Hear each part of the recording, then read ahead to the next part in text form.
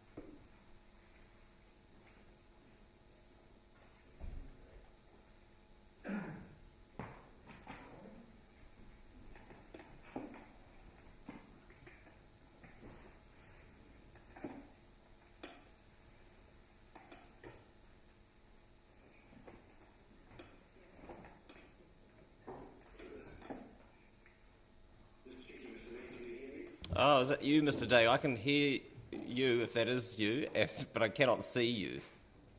That's probably an issue at our end.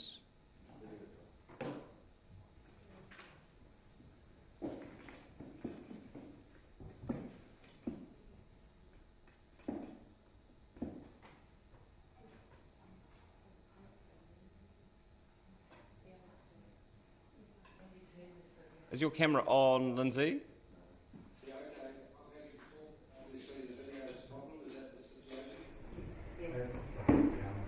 It doesn't. It looks like your camera on. It looks like your camera is turned off at your end.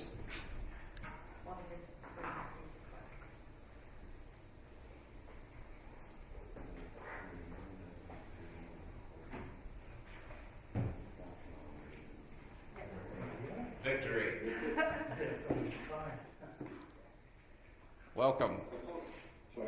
Welcome. Are you taking us on a walking tour? To be honest, I was about to jump on my bike and go for a bike around the tracks here in Wanaka, so I'd love to be able to take you with me. The next 5 minutes are all yours, Mr. Day. Thank you very much. We have, on behalf of the Ipcc Trails Trust, we have submitted a proposal in support of the Tunnels Trust and your expenditure on the tunnels 11.25 in this coming year's plan. I think it's important from our perspective that City does, as soon as possible, a plan around the ability to connect the development of the various tracks and trails which are being worked on by various parties at the moment. I think you're all aware of the process that's been undertaken with the development in Central Otago of the various tracks and trails, and now we are joining those potential tracks and trails right through as currently working on a project through to Waihola, then ultimately through to Wingatui, and then through the tunnels to Dunedin. The importance of the tunnels, the connectivity between the rural areas and the city, both as a means of transport but also as a tourism-based activity. In our submission, I think you'll see that we've made comments around various aspects of this track, but more particularly about the possibility of it being used as a commuter source from Mosgiel to Dunedin. The biggest part of any commuter's activity is around safety, and at the moment we do not have a safe method of getting from Mosgiel to Dunedin by bike, walking or on electric bikes. Just to give an example of what actually happens when people do have these opportunities, last week I was in Christchurch for a meeting and I had to stop at 2 sets of traffic lights. One of those traffic lights had 14 cyclists going past and the other one had 18. Just highlighted to me the fact that when people have the opportunity to commute and use cycling as a means of transport, then the gains are immense to all of us. I think we've highlighted in the past that we're trying to improve the biking experience in Dunedin. There's been great work done with the development of the Round the Harbour Cycleway. There's great work being done by council staff with regards to Tracks and Trails plan, and the tunnels development is just one of the pieces that connects the activity together. The major aspect of all of this is to have safe travel for all people, and to give our youth the experience and opportunity to actually get out here and ride on bikes. As a youngster living in the rural parts of New Zealand, I had the opportunity to ride bikes to and from school, to do activities on a daily basis on a bike. That is rather more difficult in Dunedin, but with some good tracks, trails, and the opportunity to go from Dunedin to Moscow, I'm sure that we'll see a return to people moving forward, both from their physical benefits and from mental health. So I support most earnestly the Council's decision to take option 1 and enhance the development of the tunnels from Dunedin to Moscow. I'm happy to answer any questions. Excellent. That answers my first one. Are there questions? Councillor Walker. Thank you, Your Worship, and good morning, Lindsay. Can you hear me? Yes, I can. Thank you. Yeah, Councillor Walker, you'll be delighted to know I cycled here on a beautiful Dunedin morning, but I am jealous of you there.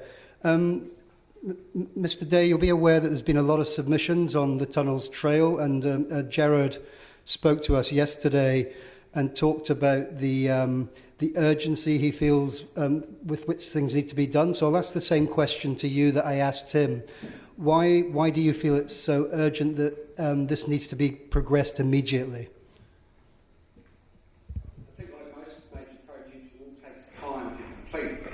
If currently we have people creating tracks that will link to Moscow within a period of maybe 2 years, then having the opportunity at the same time to connect through the city is most important.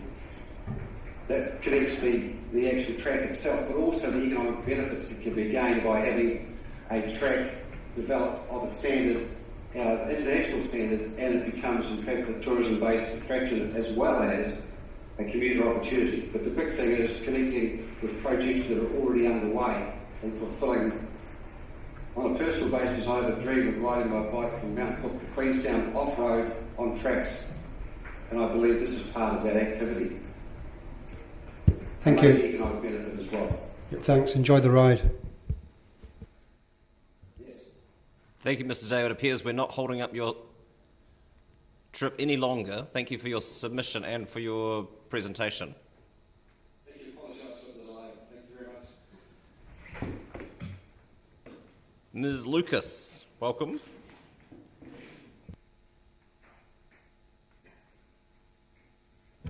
Good morning, Your Worship and Councillors. I'm here on behalf of the Otago Farmers Market, and we just want to speak about the ability to dispose of compostable waste and the fact that there is now currently nowhere we can there's no drop-off composting depot.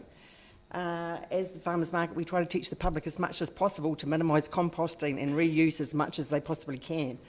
And as you're aware, education is a very slow process, and it's more effective when the messaging is top-down. The supermarkets and their shopping bags was a great example. Until it became mandatory for us to take our own shopping bags, many of us just left them in the car or at home. Over the last few months, while under the red light setting, luckily we've had only about half a bag of rubbish per week, and that is the mandates around ready to eat. People had to take their food and drink out of the market to consume. Now under the orange setting, we now have 2 large bags full of waste. That's only customer waste. The vendors, they deal with their own. Our food waste as such is very minimal. It is mainly packaging. We promote the use of sustainable packaging by our vendors and promote people to bring their own cups, etc. But still we have, 2 big bags of rubbish. And that is, as we say, sustainable packaging, and that can even take months or years to break down. We're not aware of anyone or anywhere in Dunedin that does hot composting, for example. Single-use coffee cups are a huge component of our waste, and we're looking at ways to change in the future, but it is about changing the mindset of the vendors and customers. We believe that should be something that should be government or city-led. We think it would be fantastic if we could say that Dunedin was a single-use cup-free city, and it would be, you know, a great lead from the council. With no system in place until 2023 at the earliest, we feel the city is going backwards. We used to be able to take a lot of our waste was picked up by Not Compost, but that service is no longer available. And we think it's quite bad PR for our city.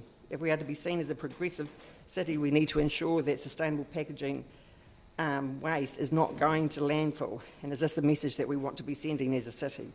Whether the waste is going to landfill or there is an appropriate system in place, we know that there is still a cost. And we just think that the city should be leading the way in how we are dealing with our compostable waste, especially from a business perspective. Thank you.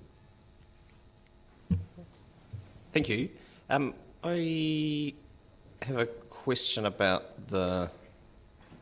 about vendor waste. Where does it go now? And do you get the sense that there'd be an appetite for the vendors if it were to be collected centrally at the market and dealt with that way?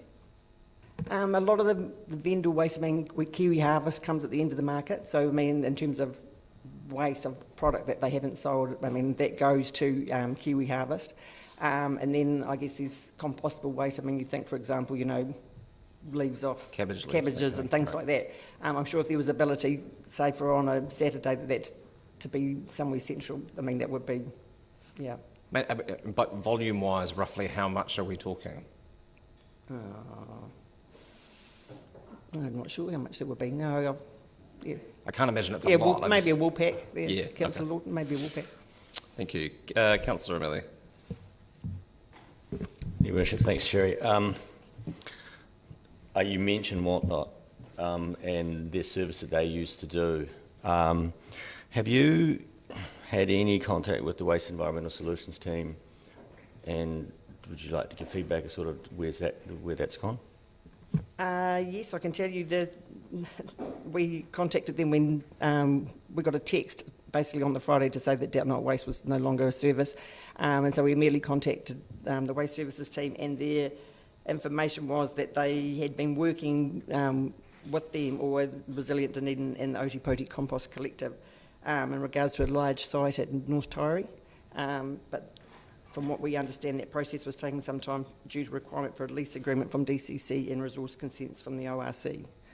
So that's the only information that we've provided, and they've just said, and then they said, in the meantime, just keep reducing waste. And so basically, they offered us no solution. So I mean, that's really why we're here today, is because we feel that it's a backward step, and you know, Whatnot Waste was providing a fantastic service not only to us but many businesses in the city. Yeah, they had like over 30 at the peak.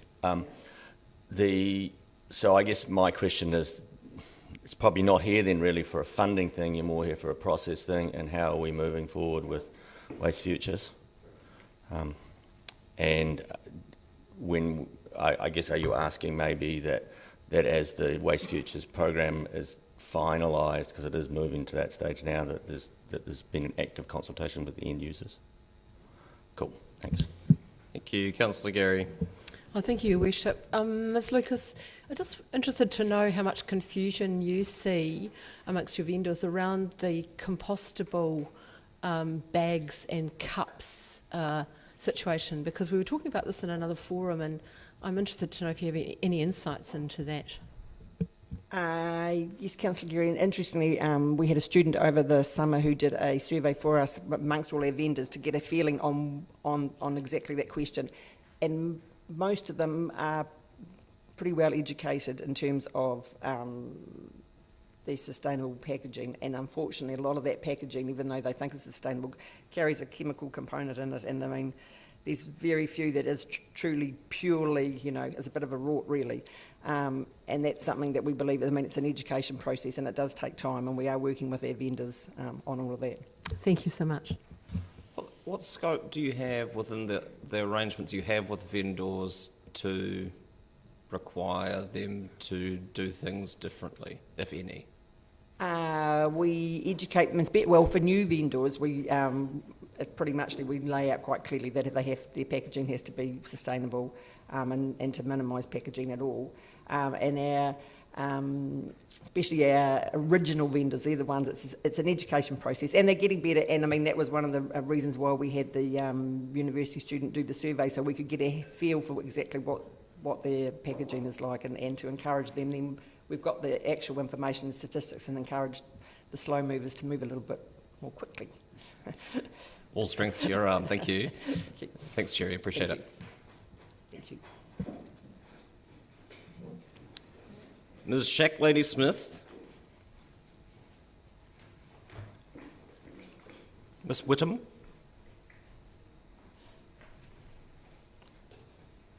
And others you'll introduce for us.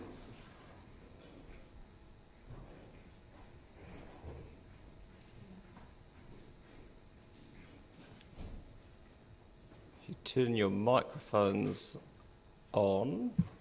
Perfect. And the next 5 minutes are all yours.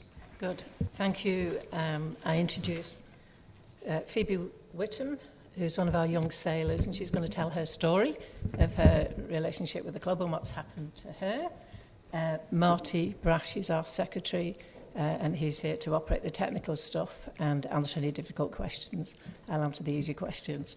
And we have two colleagues at the back, Ruth and And we have a video presentation Brian. of some sort. Yeah, and we have a video presentation. Right. So I'll just do a brief introduction, hand over to Phoebe, who'll tell her story, and then we've got a very, very short video which will tell you a little bit about the club. So thank you for the opportunity to provide you with an update of what we've done since we last met in 2019 when the council offered its support for the project. As you know, it's an ambitious project. We needed to raise $1 million from the community. We're a small community organisation. But we've had some delays, as we all have with COVID, and also the Peninsula Connection made it a requirement for us to then make some changes to our concept design, so that, again, made a few changes for us.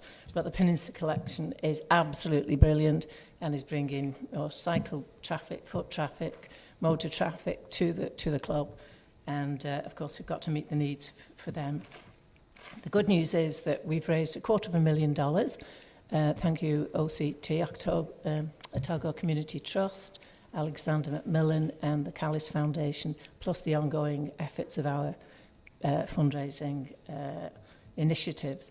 So we're ready to start the equivalent of putting the shovel in the ground and about to issue a contract soon. So the good news is we're not here to ask you for any money at this point, but we will be coming to look for some support further down the track, probably 2023-24, when we entered phase 2 and 3, and be looking perhaps to have some match funding. So we do seek your consideration to have us included in the long-term plan, but that's where we are at the moment.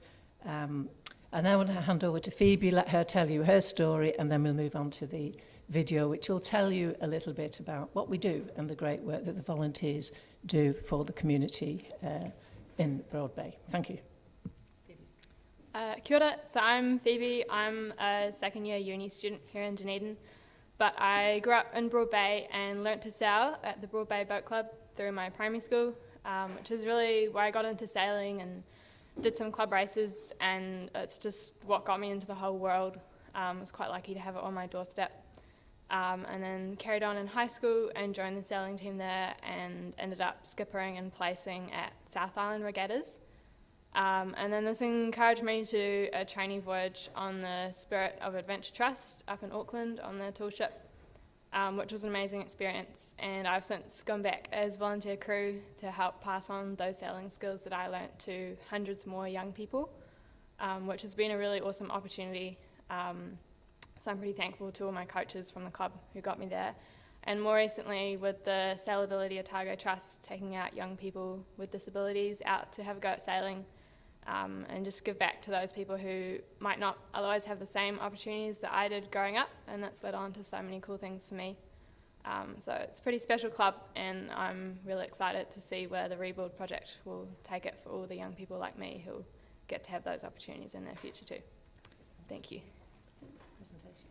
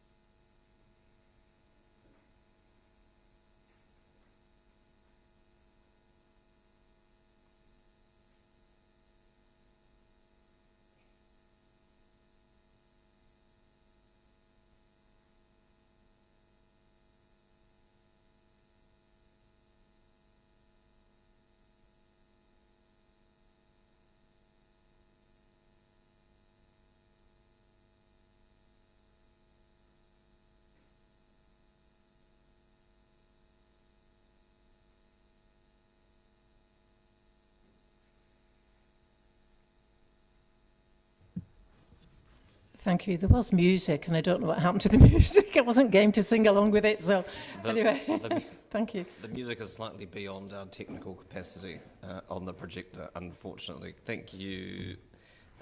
Questions? Councillor Benson Pope. Thank you, Your Worship. Thanks for your presentation. I recall the wonderful model from the opening, your launch.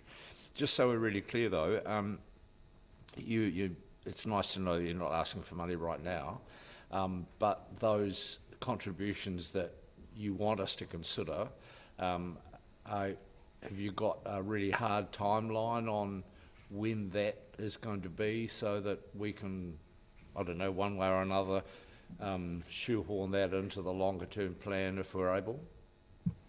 Thank you. At this point, it looks like 2023-24, but it looked like we would be starting the project 2 years ago. So things do shift. What we will do is to give you proper updates and provide a proper submission for the funds that we need at the time. Okay.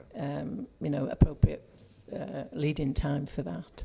I think once we get underway and things settle down COVID-wise and buildings can start, I think we'll be in a better position then to give it a proper timescale. It's just that's much more helpful than people coming in and wanting money now and this annual plan. It's better if we can get it into the longer term scenario. Yeah, that's what we thought. Thank you. Thank you. Thank you for your submission and for your presentation this morning. Very helpful. We'll see you again.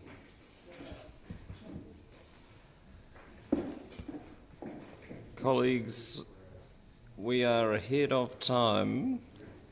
Mr. McPhee isn't here, and the full complement representing the Dunedin Gymnastic Academy have not arrived yet either. So you can talk quietly amongst yourselves until we're at such time as we have a presenter to present to us.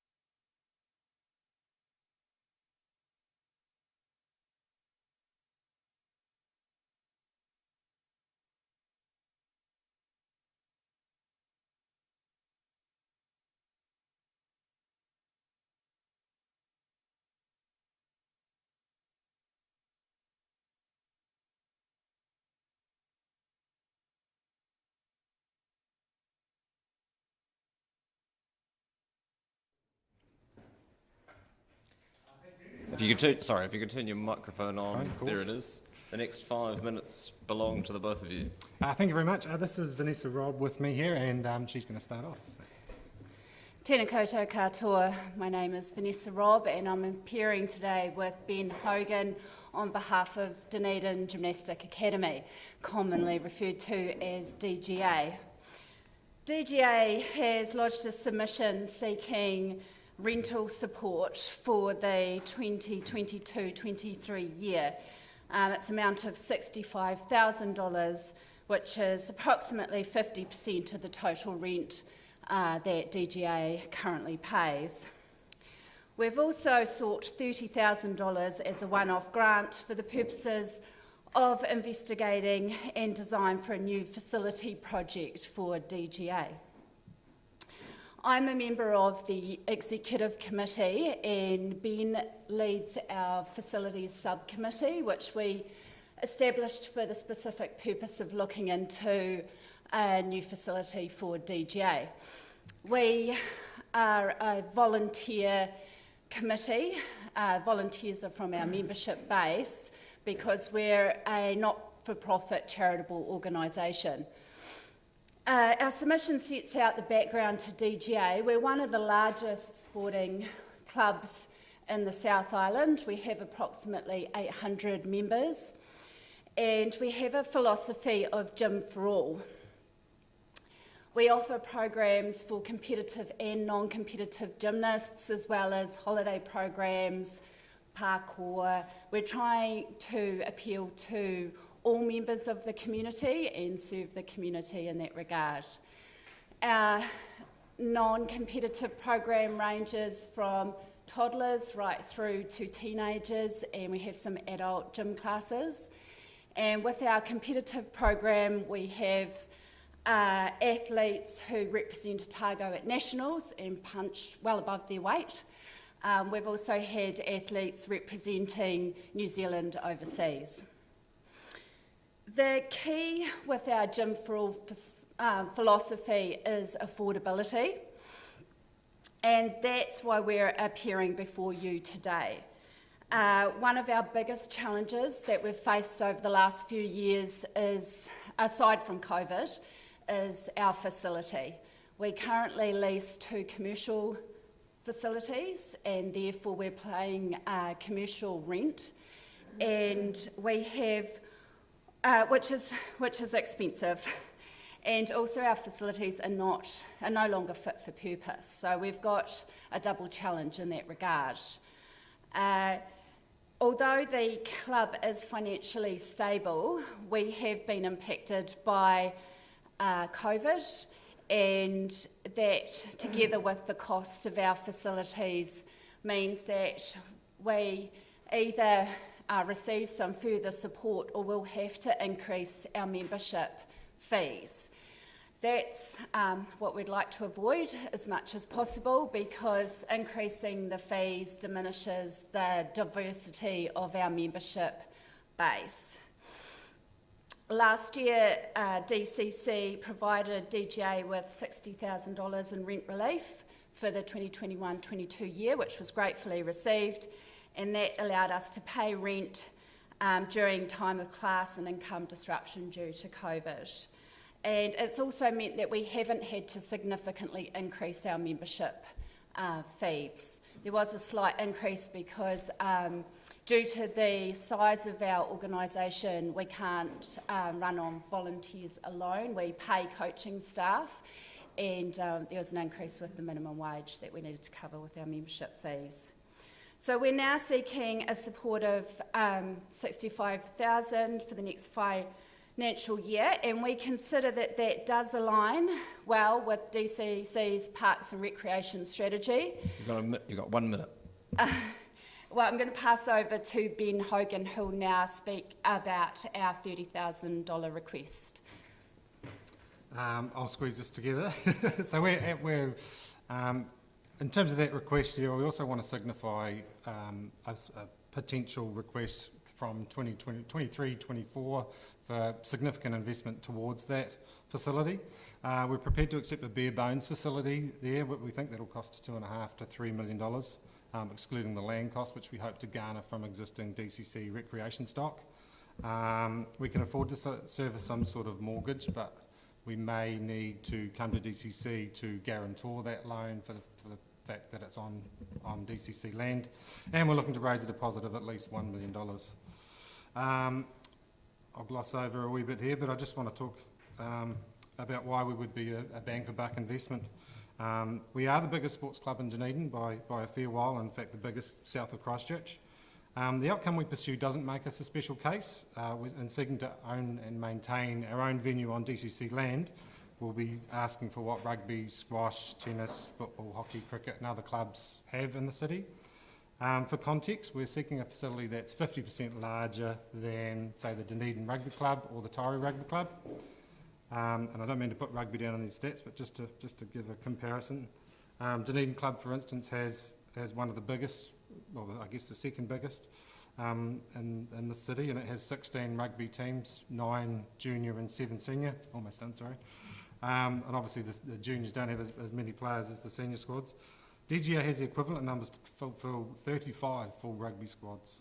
We run all year round, we're indoors, so we're never cancelled. And as Vanessa alluded to, we're a pretty good fit for the Parks and Rec strategy, we think. So thanks for hearing our submission today. Thank you, both of you. Just a question around your lease arrangements. Were you offered rent relief by your commercial landlord over the past couple of years, given the extenuating circumstances? Yes, we do have a supportive landlord, and we were given some rent relief, but then we had to renew our lease. So last year we renewed the lease for 2 years, hoping that would give us sufficient time to investigate other facility options, but that triggered a rent review, so the rent increased from $75,000 per annum to $85,000 per annum. Our landlord did agree to step that over the next 2 years, so we have been fortunate in that respect, but together with the increase and we pay OPEX, our insurance costs doubled, rates increased. It's still understandably for the landlord, it needs to be competitive in the commercial market, and that's the challenge we face. Most of the facilities that come close to what is fit for purpose for us are commercial facilities, because we need certain dimensions for gymnastics with stud height and size of floor and things like that. So we're mostly looking at these larger industrial warehouse type facilities, and they come at a cost. Yeah, thank you. Councillor Lord. Yeah, thank you, Mayor. You've said in your submission that you're hoping to use some DCC land. Have you been talking to Parks, and do you have a spot identified? I'll let Ben talk to that. Yeah, so we have been dealing with the team at Parks and Rec, and they've been hugely supportive on the whole journey, really, in the last few years, in terms of, we've garnered just about every available commercial property in the city just to see if it's suitability. But yeah, some of the things I didn't get to say is, we're looking for about 1,500 square metres dedicated space with a clear span and up to 10 metre ceiling height for some of the apparatus. So we've got some sort of unique requirements. Yes, we have whittled down to about 3 or 4 candidates in terms of possible land. We do mention that one of them is at Logan Park, which is Ministry of Education land. So at the moment we're looking for a design, and we want to do a bit of ground investigation. That's part of the purpose for that $30,000 request, is to, we know there are perhaps some ground suitability issues on some of them, so we want to be able to save a lot of cost later by spending a little cost now.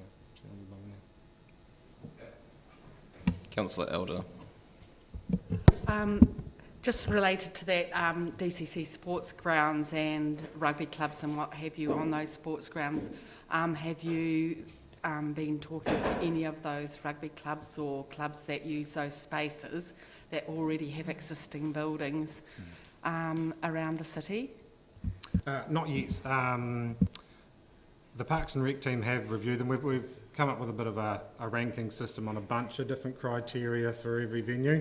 One of the ranks is game stopper, effectively. So if there's football activities already on a lot of them, it's ticked that game stopper column, and we've essentially cancelled that out. So what we're whittled down to is essentially area that has no sports occurring at the moment. But along the line, we will engage. Obviously, there are resource consenting processes to go through too to have what we want to have. Yeah. Thank you. Thank you, Your Worship, and thank you for the submission. It was a really good read. I guess my question is in the context of the fact that pretty much all sports codes have a volunteer base, substantial, and they have financial issues, and they all want more. So the question is to the 2.5 to 3 million estimate for a new, good luck, facility, and the fact that you'll be coming here for substantial amounts. So my question is, what sort of commitment now is there from Sport New Zealand, Sport Otago, and presumably there's a national gymnastics body? What is their commitment? Yeah, that's... So we've engaged with both of those bodies, Otago Sport, Gymnastics NZ, and they are our route to fundraising effectively. To national bodies, Sport NZ will be a big one. Of course, we're not going to come and ask for $1 million out of council, but we will try and get what we can get. But obviously, it is a lofty target, and we do, we can foresee that it is going to be a challenge. But okay, and I don't mean this with any disrespect, but in terms of what's likely to be a very cash-strapped long-term plan in the current economic crisis, you alluded on it slightly, what makes gymnastics special above other sports? Well, what we've identified, because we did look at how could we distinguish ourselves from other sports, because I appreciate your comment that everybody's coming with cap in hand.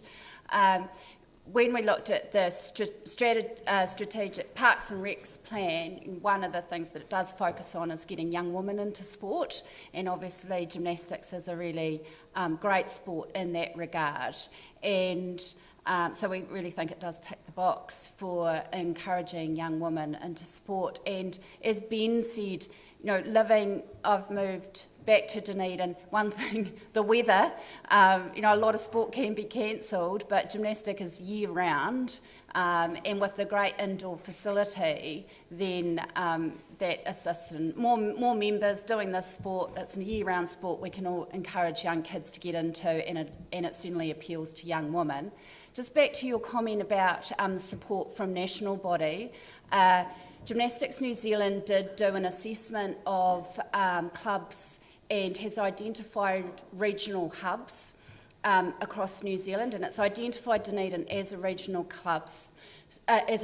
hub, which I think is really important. And personally, I think we don't want to miss that opportunity with some other regions possibly establishing facilities and taking away from Dunedin. So our competitive gymnasts, they travel to, we've recently just been to Christchurch, but for Dunedin, we have clubs from Invercargill, Queenstown, Wanaka, all come to Dunedin for competitions. And my concern is if we don't grab the opportunity and build this great facility, which would work so well with what all the knowledge and coaching, a lot of our coaches are out of the university, so that, the university that we have here, is that one of those other areas like Queenstown or Wanaka could establish a hub, which then becomes the regional hub for gymnastics in the south. Christchurch is very strong, so they're Canterbury, but at the moment we are the regional hub for Otago South, and we host big competitions here, which is great for the city. Everyone comes in with their families, they compete here, they all stay in the city, they take their kids to Moana Pool and the beach, and that's my concern. If we don't run with this, is that we could lose that opportunity. Thank you both for your submission and for your presentation. Good luck out there today in the horrific weather. I'm sure you'll cope. Thank you. The archivists are yet to arrive, but are scheduled to speak at 10 to 10, so we'll hold fire until then.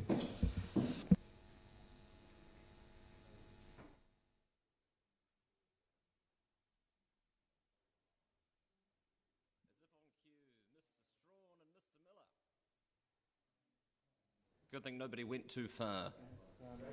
We're ready for you now, if you are.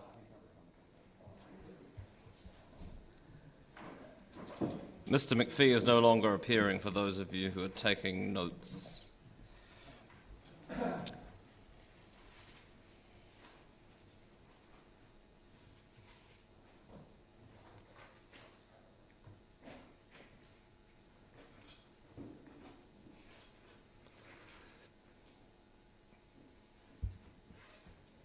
There's no rush. We appreciate this is slightly earlier than you anticipated.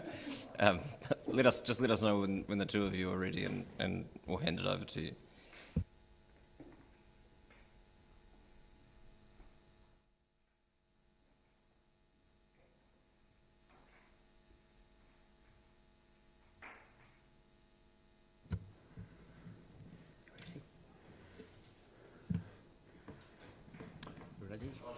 The next 5 minutes are all yours. Thank you.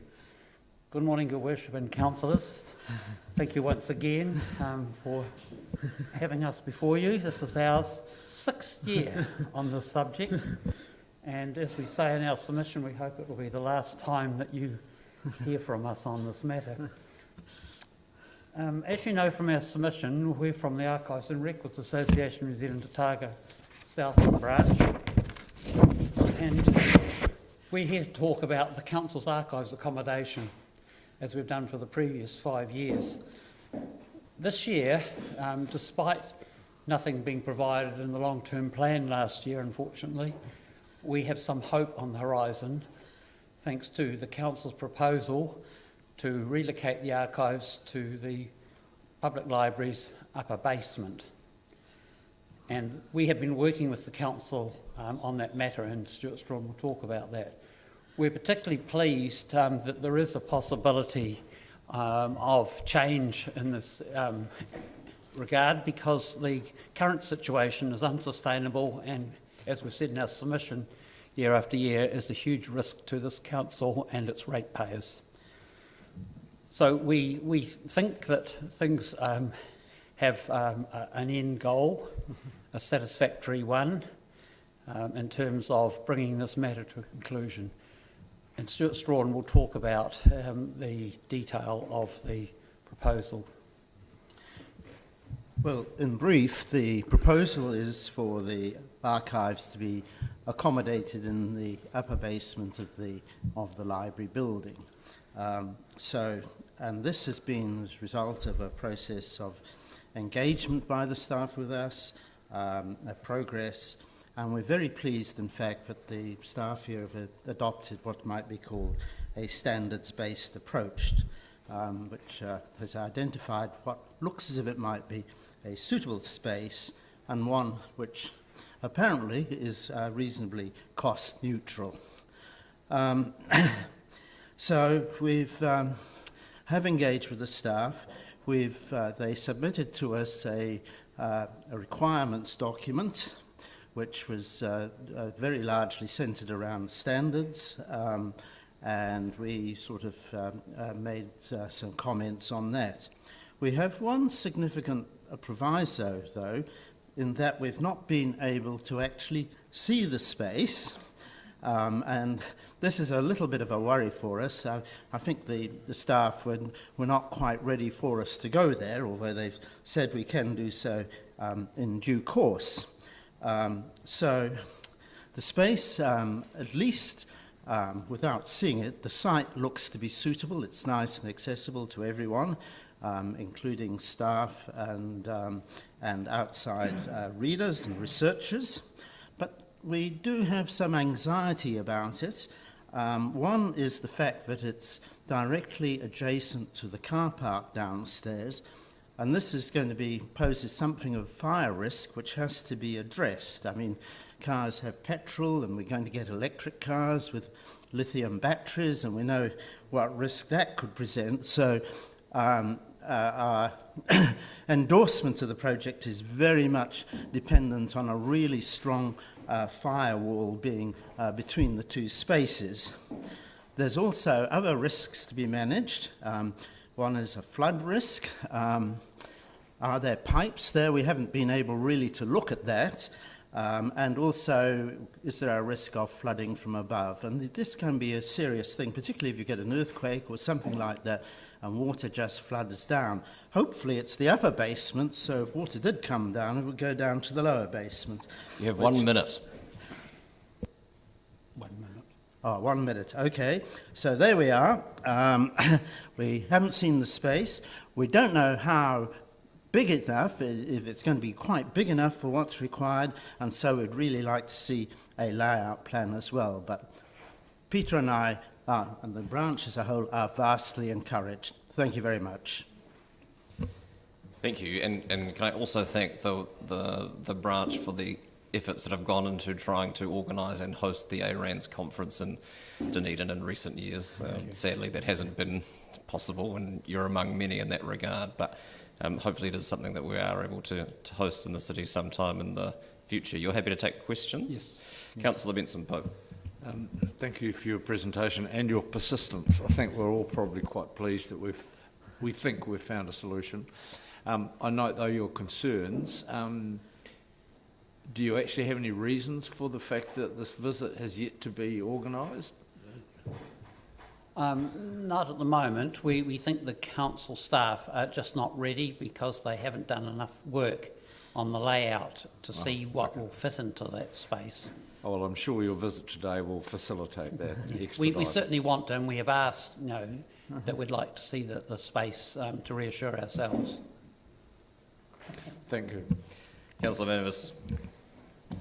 You've also expressed the concern about the need for a strong firewall because of EV, electric vehicle cars with lithium batteries in them. I was wondering if you knew that an electric EV is 10 times less likely to burst into flames than a petrol vehicle, and that it doesn't do so explosively as a petrol vehicle can do sometimes. So regarding your concerns about EVs, they're actually much less likely to burst into flames than a normal car. That's true, but any risk with archives needs to be mitigated.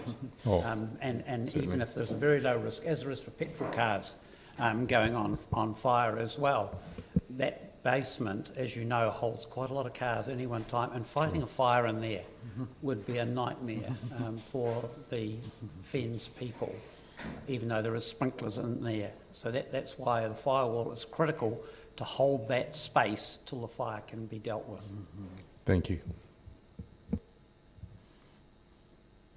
There appear to be no further questions. Thank you both for your Thank you for having us. persistence. Thank you.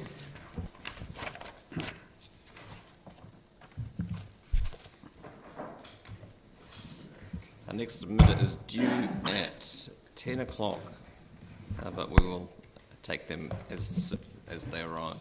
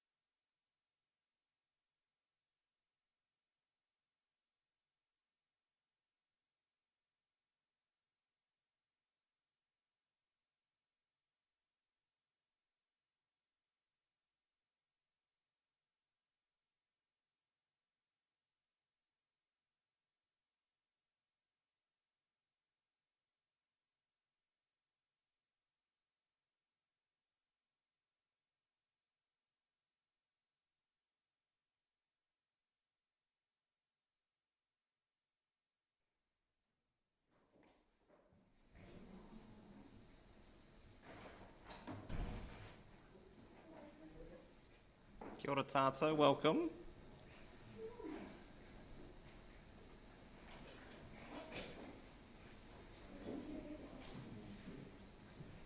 Michael, come on. I appreciate this is slightly earlier than you were anticipating speaking, so don't rush or panic on our behalf. Let us know when you're ready, and 5 minutes hence will be yours. Tēnā koutou, ko Emily Larkins aho. I'm the presiding member of the Portobello School Board.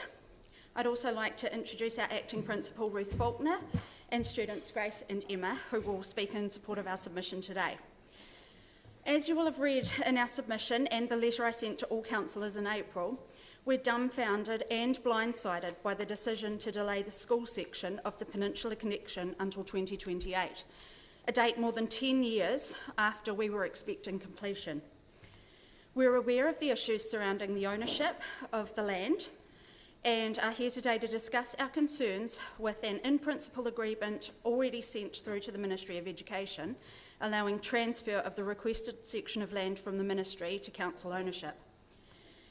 Our main concerns with this delay revolve around Portobello School being the only peninsula school sited directly on the main road, and these are the impact on student, whānau and staff safety on the road and in our car park, particularly as we open back up to international visitors, the lack of safe options to get to and from school, and an increased use of the Cemetery Road by both cars and pedestrians with the new kindergarten development due to start in the near future. Additionally, we're also concerned about the lack of communication from Council, which has removed the opportunity for the school board to budget for and take interim action to improve safety, measures that we believed unnecessary use of precious school funds. We simply cannot afford to put money into development of an area already due for council development, and particularly development that the council is able to do a much better job of. I now invite Grace to share her thoughts.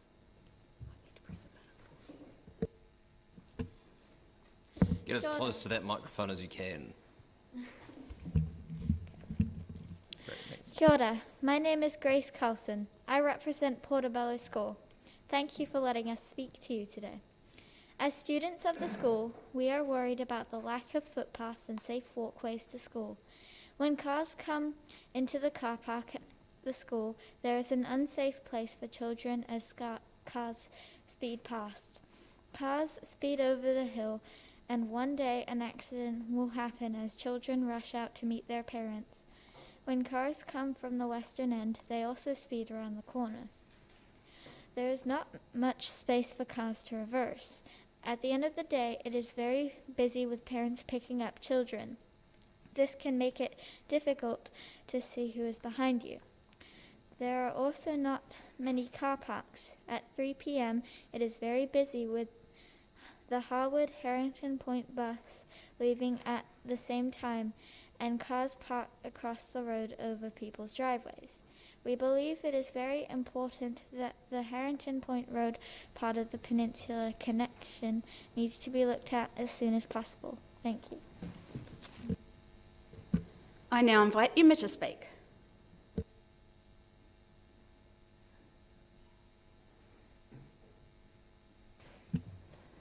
Kia ora. My name is Emma North.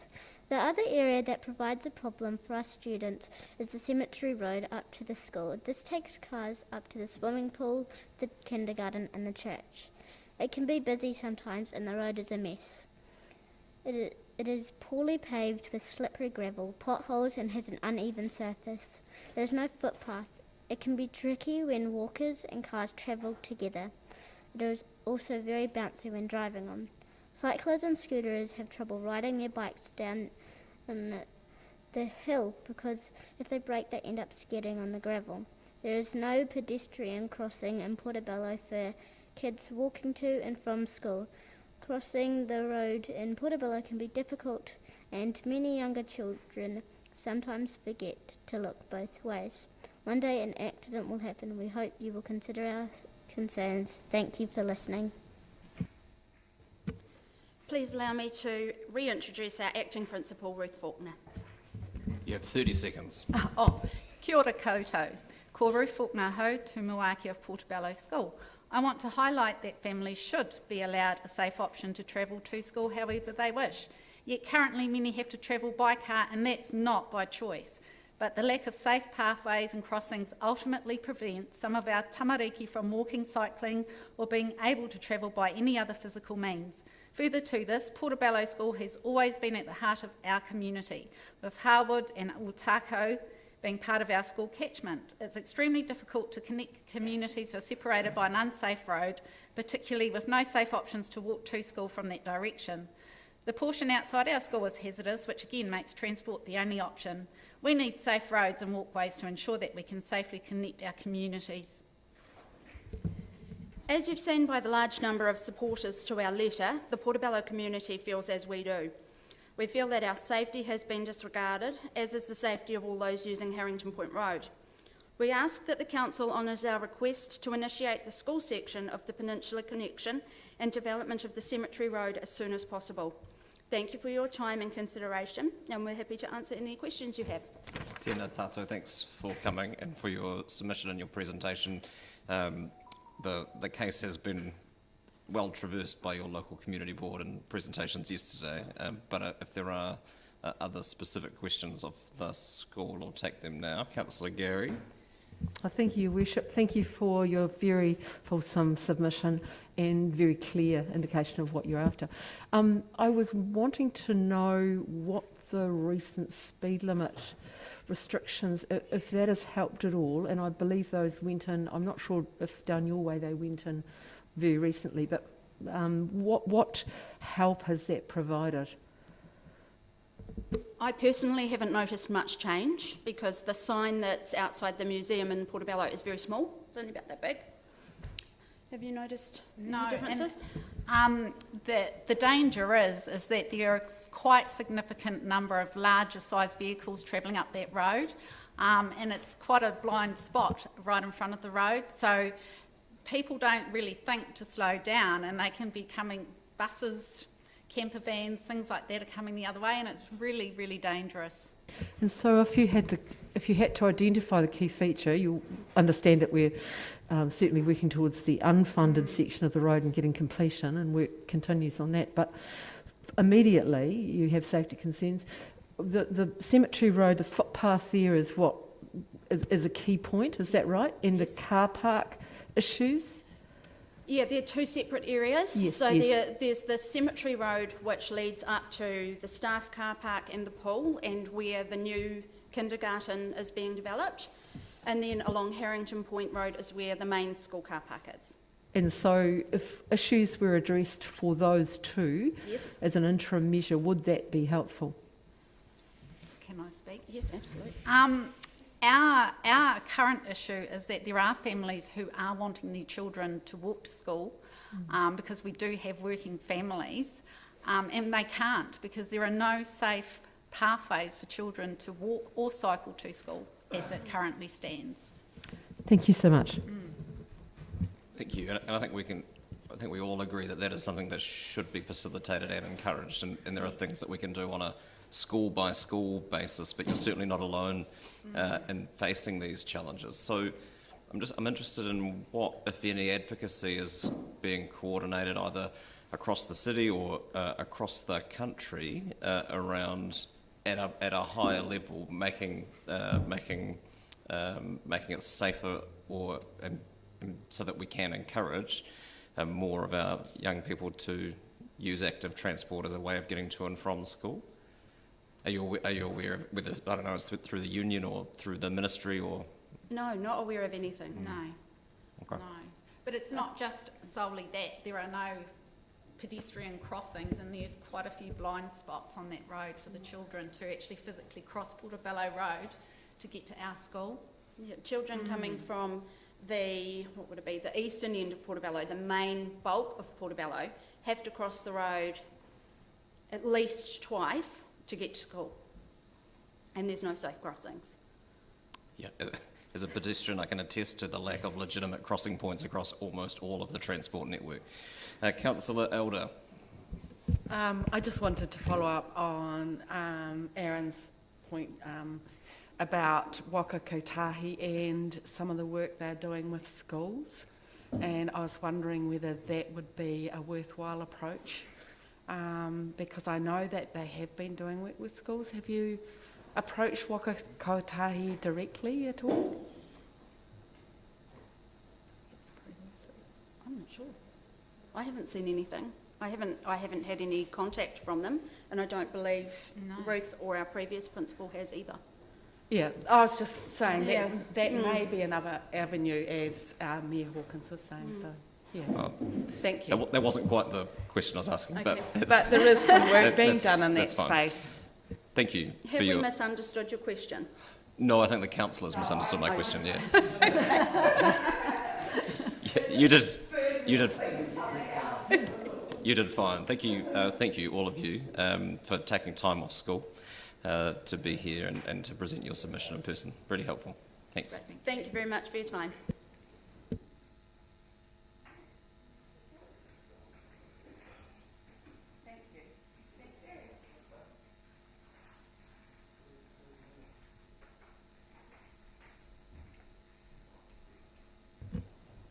Hiding behind a column, I can see Mr. Collins. Welcome.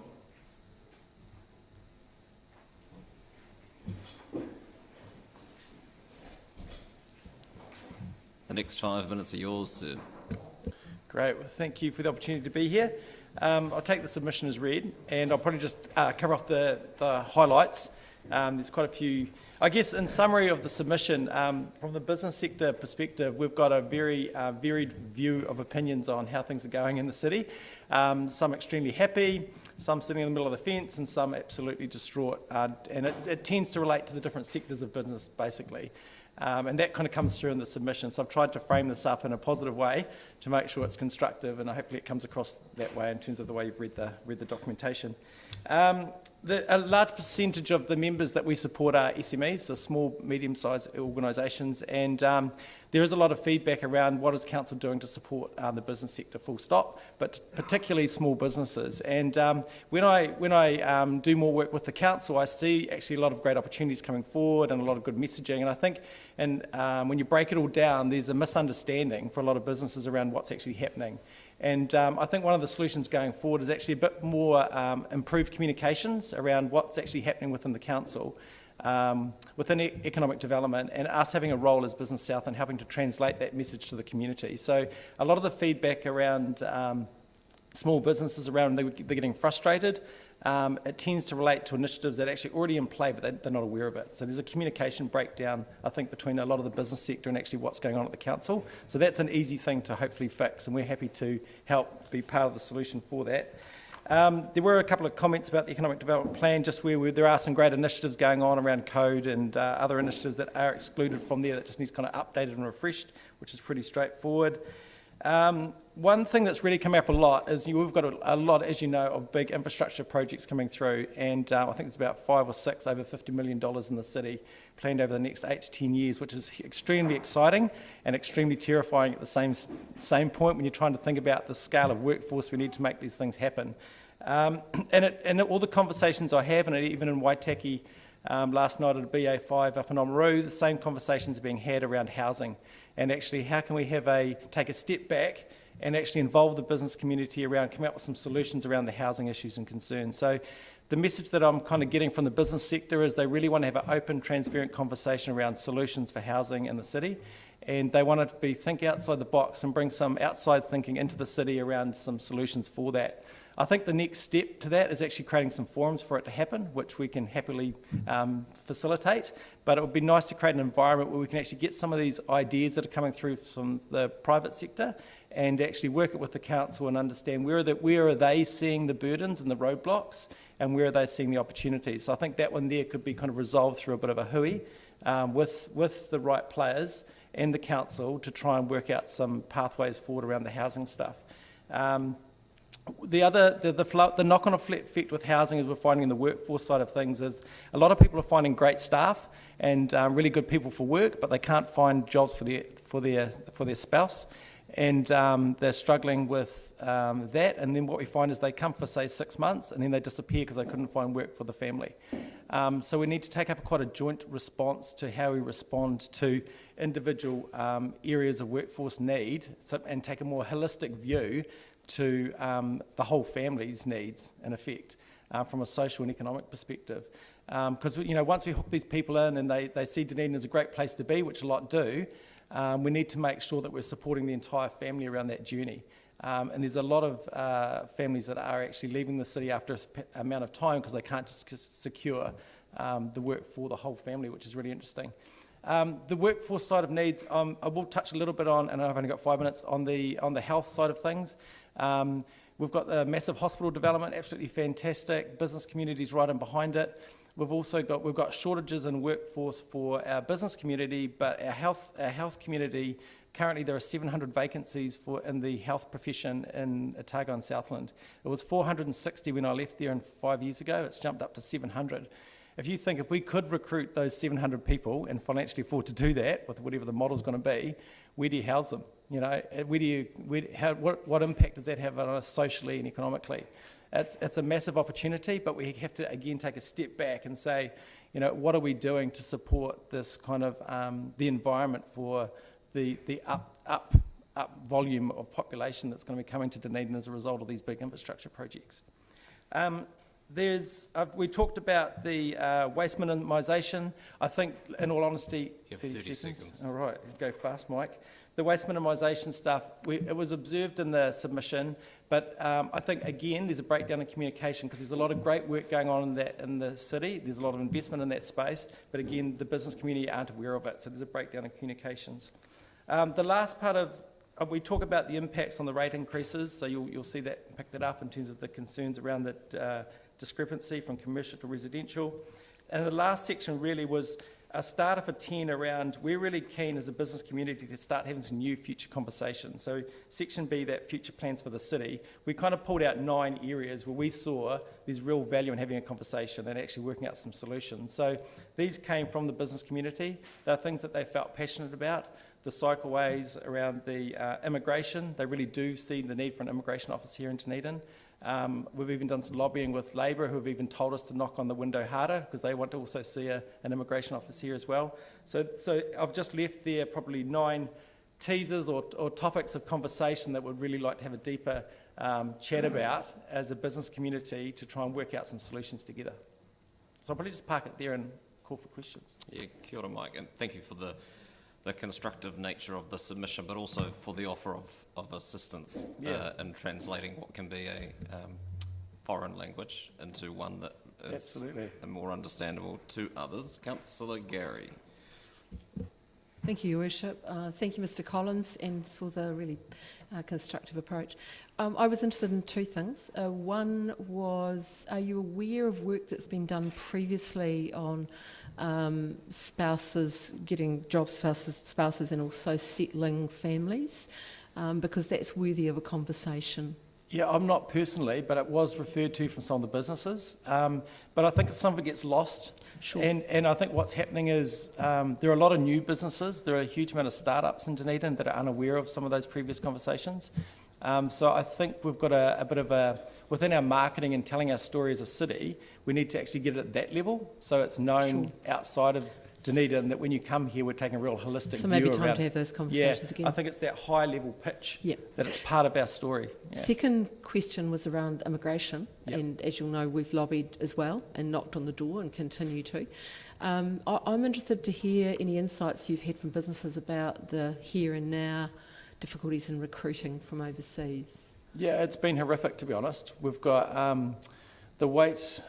There's lots of situations and stories where people are just getting frustrated, they're not even trying anymore. So we've actually got, through our Business New Zealand partnership, we're bringing down a specialist in immigration in a couple of weeks' time to talk to the business community around some of the changes in policy that are coming through, because some of it's good and some of it's not so good. For whatever reason, New Zealand's still seen as a difficult place to get into, and it's real. There are other countries that are kind of more open for business than us. We need to learn from those, likes of Canada, around what their regulations and policy is and just start adopting it. We had a really good session with the Prime Minister about 4 or 5 weeks ago in Queenstown, and we positioned the issue of immigration. On one hand, she explained how she wants to make it easier for people to be here and to work in our environment, but on the other hand was a bit confused around what the real issues are. So we've still got work to do, I think, to break it down into a meaningful understanding for them to actually do something about it, which was quite concerning. So, yeah, I think we need to have a joint-up response on this one. So whatever you're lobbying, we'll be lobbying as well. I think Minister Clark, speaking to him not too long ago, is definitely on the same page. So I think, he is here, so he's on our doorstep, and we should be leveraging that opportunity. But long story short, businesses are really struggling for employees. They need to access the international market, and they're finding it really difficult to do so. Yep. And presumably the changes that come through on almost a daily basis are very difficult for them to keep on top of? Yeah, we've got a full-time person at a Business New Zealand who's translating the changes all the time back into what does it mean for business, because they can't keep up with it. And that in itself is a problem. Thank you very much. No worries. Councillor Lord. Thanks, Mayor. Look, Mike, good presentation. The two questions I really want to ask you. The first one, you've made comment that the George Street plans are thorough and inspirational. And is that a reasonably well-held view amongst your membership, do you think? That's a really good question. People jump into my mind that would say no, it's not. But I think it goes back to my first point. It was really hard. We've got such a dispersed set of opinions around George Street. Some absolutely love it, think it's aspirational, the right thing to be doing, and they connect the need of the timing to the infrastructure projects, and they get all that.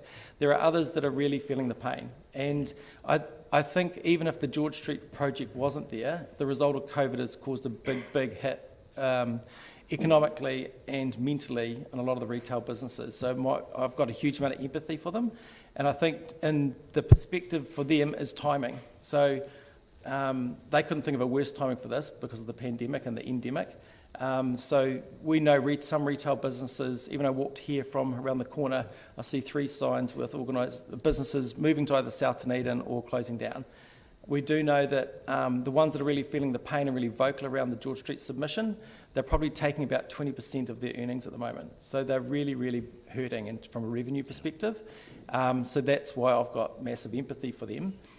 So it's actually taking them aside and we're having some really good conversations around what else can we do to help. Yeah. And they just want some practical things. I think a lot of them want to be heard. Yeah. I think a lot of them would just like to have a respected conversation, to get some emotion on the table and get out the way, and then be able to talk constructively about what we could do to help them. Yeah, thank you. The other question I had was around I think it was point 5 about what's happening with the Middlemarch train line. What are your members' views that we should do with that line? I mean, there's obviously a need for a massive infrastructure spend if we're going to get it up to standard, and probably limited opportunities to ever get that back, except that we've got a train. What are your thoughts on that? I mean, we had another version of the submission that talked about it a bit stronger. We kind of talked about it with members and we kind of pulled it back a bit and the reason it got pulled back was because of the realism around cost versus probably benefit. There's a lot of people we talk to, and they do think a kind of a train is a good thing in terms of Mosgiel to Middlemarch and back into Dunedin from a kind of a commuter perspective. That was even talked about in Waitaki last night again. So I think it would probably get the usage, but it's just a cost-benefit analysis around the benefits versus the cost, I think.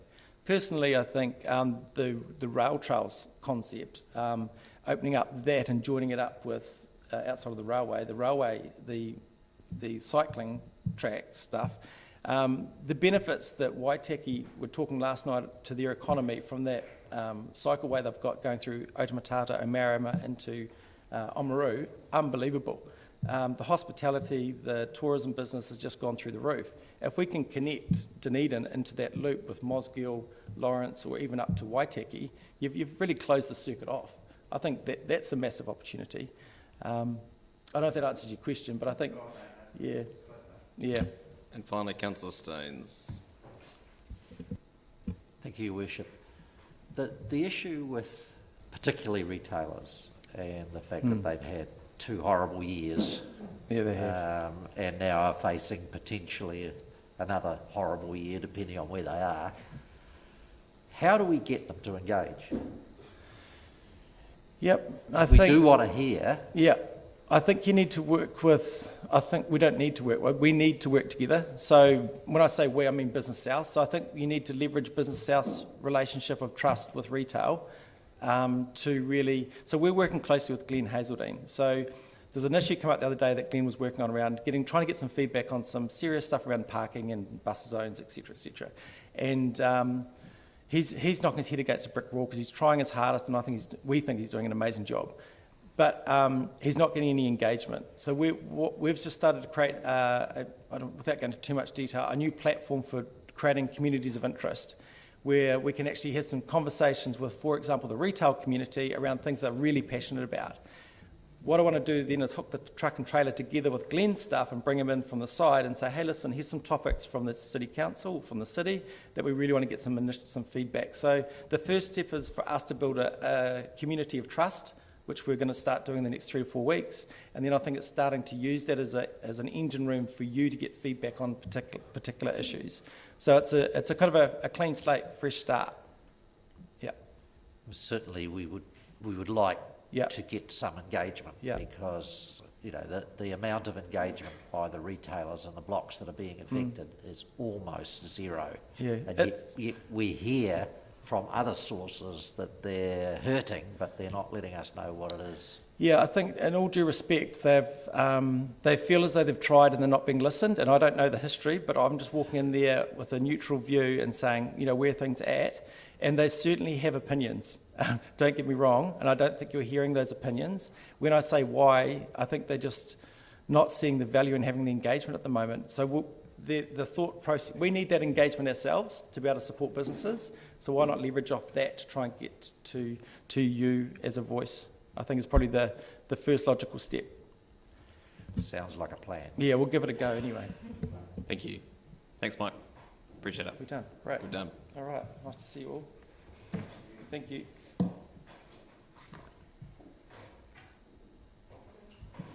Thank you. Ms. Cooper, welcome.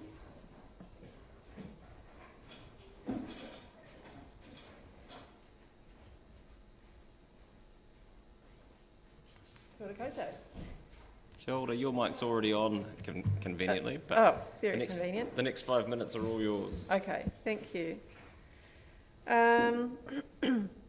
Last time I sat here, I was speaking to my submission to the draft 10-year plan, in which I asked for council endorsement of our project to connect the communities of Waikaiti, Karatani and Warrington Waitati with shared use pathways, connecting these communities to the city and to Central and North Otago in the future.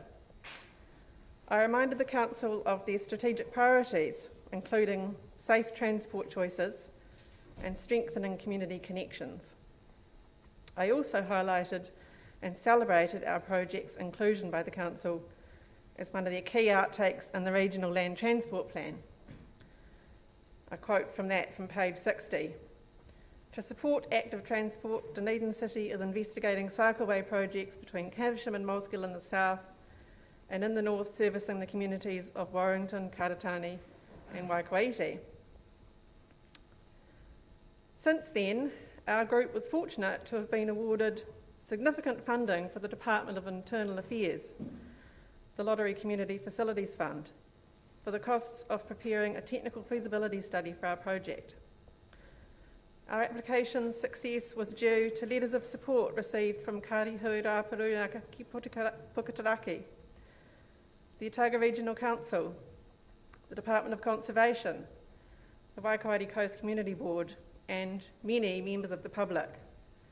Common themes from residents are a desire to access community facilities, such as the 2 libraries. Currently, there is not even a footpath option. State Highway 1 is it. Support from DCC was not forthcoming.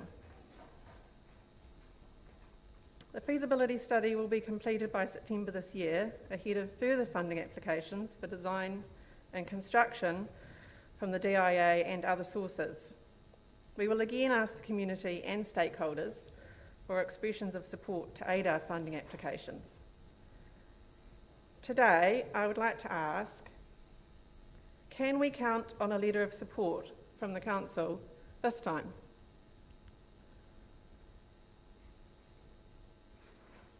Thank you. That's it. That's my question. My apologies. That's all right. Short and sweet. Yeah, thank you. Can I ask who you approached for support that wasn't forthcoming? Yep. So following the last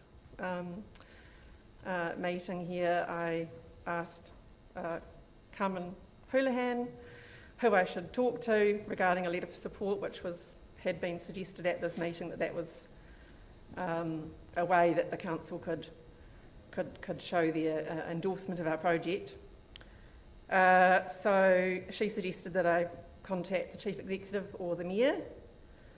So I emailed the Chief Executive on 4 occasions requesting a letter for our application, June 18th, July 27th, July 30th and August 23rd.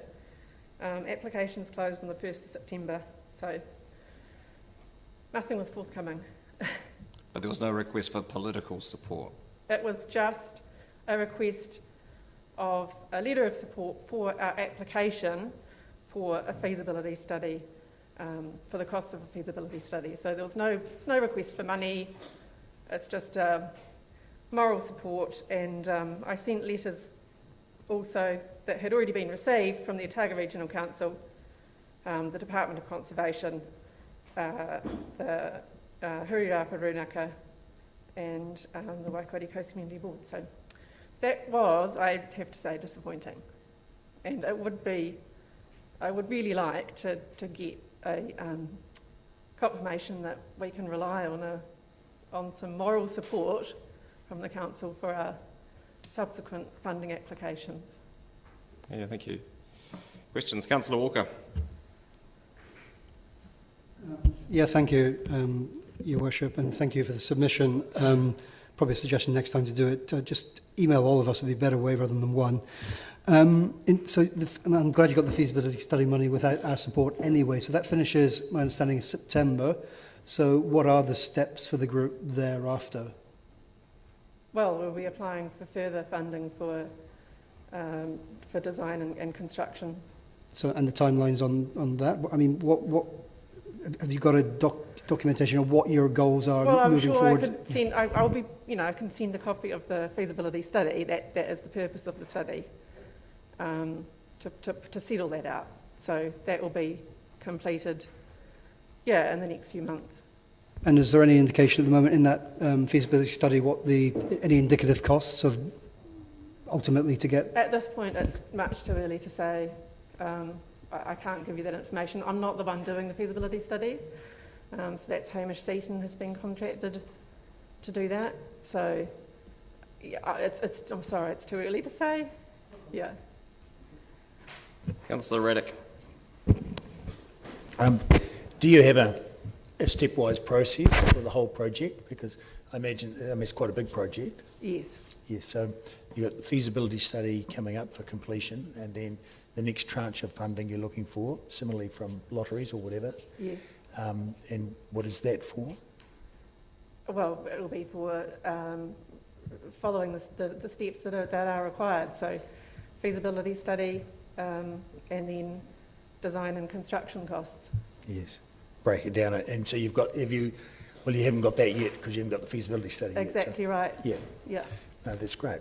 But so we need all the data so that people, stakeholders can make decisions, funders can make decisions based on data. Yes. Well, I think it's a pretty reasonable thing to ask us to come up with a letter of support. Councillor O'Malley. Thank you. Thank you, Worship. Thank you, Emily, for all the work you've done up to this point too. And I note the mention in the Regional Land Transport Plan as you were advised to get that in there to get to that point. So I think what I'm hearing from you, if I'm correct me if I'm wrong, you are asking for effectively a proper integrated approach from the council, and this would be the starting point. And am I correct in saying that you're going out getting that feasibility study done based on advice that you were given, that if you were to get that point, that would be the requirement to demonstrate the community desire and talk about starting the process of formalising this. That's right, yeah. I think it's all very well to talk about nice to haves and, we would like this to happen. People get quite emotional about it, but you have to be able to present facts and figures so that when the likes of councillors ask questions about how much is it going to cost and what are the steps going to be and how is it all going to fit in, we have to be able to provide that. So those are the steps that we're taking. Thanks. So one of the feedbacks we've had on other cycleways is that potentially we should be generating a city-wide cycleways map so that we can talk about the integrated systems and then understand where things sit on the priority list.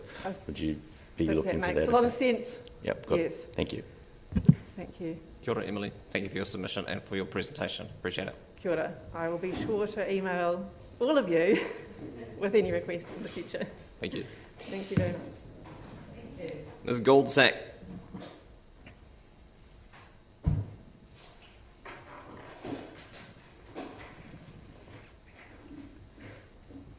Welcome. Good morning, thank you. My name is Alana and I am with the Greater Green Island Community Network. I've worked for them for about 6 months. Thank you for making time to hear our oral submission today. I do need to give some apologies from the rest of our team and our board, many of whom have come down with COVID recently, so that's unfortunately just me. Today I would like to touch on 3 points from our submission, the Dunedin Tunnel Trails project, safety concerns around the Burnside Underpass and community development support from the council. So starting with the Dunedin Trails, we're very excited to hear of developments in the Dunedin Tunnel Trails project. As mentioned in our submission, we support the cycle trail. We would like to emphasise the importance of good infrastructure connecting wider Greater Green Island community to the trail, but very specifically Green Island and Concord. Greater Green Island has approximately 1,500 school-aged students. The tunnel trail will provide these students and families with access to a great asset close by and an important transport option to the rest of the city. It is important that our communities have safe, logical and easy access to a rich asset. Also, we believe good access to the cycleway from the Greater Green Island community will provide an important boost to the Greater Green Island economy, as trail users from further afield use our area to access points to get onto the trail. Just linking in with this, the Burnside Underpass, when we've had conversations with the council in the past, it was indicated that the Burnside Underpass might be considered as part of the Dunedin Trails project, but this no longer seems to be the case. So we have communicated with the council on several occasions the importance of having good safety around the connection between Kaikoura Valley Road and Main South Road under the Concord Underpass. We've had emails go to the council with supporting letters from Kaikoura Valley College, Concord Primary School, Cycling Otago, Disability Information Services and Sport Otago. We are seeking the DCC to urgently address safety concerns in this area. The DCC transport team have informed us that this whole area will be redesigned with Wakakaitahi and DCC in about 5 years and have been exploring temporary accessway for pedestrians in the interim. We're urging the council to make this a priority for our community before 2023, as safe crossing is not possible on the Concord Bridge footpath and continues to pose safety risks to children and adults travelling to and from school and work. To quote a local resident, "I often walk this way with a pram and it is a nightmare. A blind corner and cars often speed around it, or I cannot see them coming off the motorway off-ramp." Two suggestions we have are either a crossing on the Main South Road connecting the on-ramp to Green Island and the more preferred option of creating a footpath along the access road that travels through Dunedin City Baptist Church land to the rear entrances of several businesses, including Habit Park. The last thing I want to touch on this morning is community development support. The ongoing success of place-based community development in Dunedin is tied to support from DCC. We'd like to thank the Council for acknowledging the importance of supporting place-based community development and resourcing us to do our work, both financially and through connections with the community development team. To have this large pot of money means that we have more time to do important things and be effective in our jobs and community.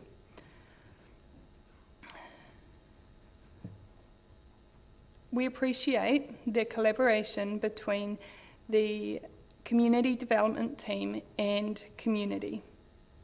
The community development team provides resources, professional development opportunities and networking within the DCC and to others to improve our impact.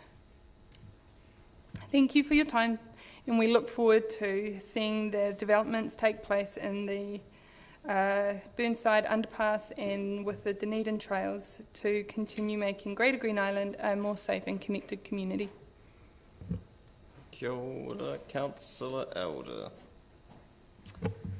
Oh, thanks for your submission. That's really fantastic. And thanks for thanking us about the place-based. I think it's wonderful. You talk about the Burnside Underpass, and I actually went to visit the Burnside Underpass after hearing from Green Island. And indeed, it is quite horrific. I wouldn't want my children going under there. And you're saying that in 5 years they're thinking of doing something. Councillor, is there a question coming? Yeah. So what you're asking of us is proposing an interim fix if the other one can't be done straight away? Yeah, or potentially prioritising the pedestrian access to that area before the rest of the project is done. Because, yeah, currently the access there is so bad that it's sort of like any day a car could be coming around and hitting someone because the visibility is so bad. Mm-hmm. So, yeah. Thank you. Councillor Wiley. Thank you and good morning, everyone. Just a question, Ms. Milczak. Does the Green Island Community Network have any feedback on the upgrade work that's currently taking place in Green Island? Is that referring to the roundabout that is being put in? Yeah, and the closures of one way and all the construction work taking place. Yeah, so I have received a heap of feedback from some of the business owners down that end, and they have definitely seen a drop-off in their income since their road closures. And sort of anecdotally, my office is just where the road closure begins, and I have definitely seen a drop-off in traffic, which I imagine affects businesses. I think from residents of the area, they're excited about the roundabout going in and the improvements to that intersection. And probably the only other concern there is that with raised crossings or the raised areas in the approach to the roundabout might affect visibility, especially in the winter when the sun is quite low in the sky, and already that area of road is prone to sunstrike.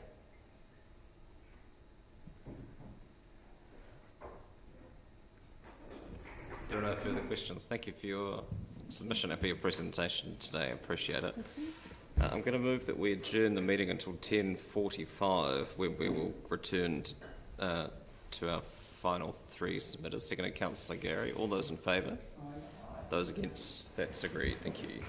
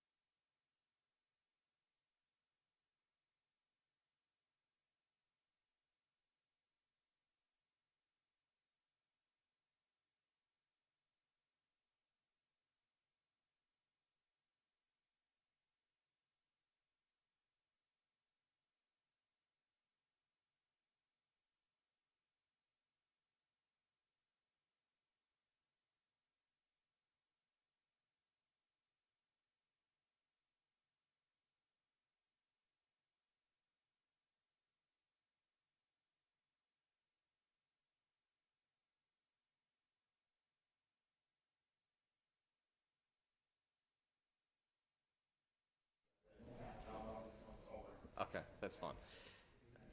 I'll call the meeting back to order. Mr. Tucker.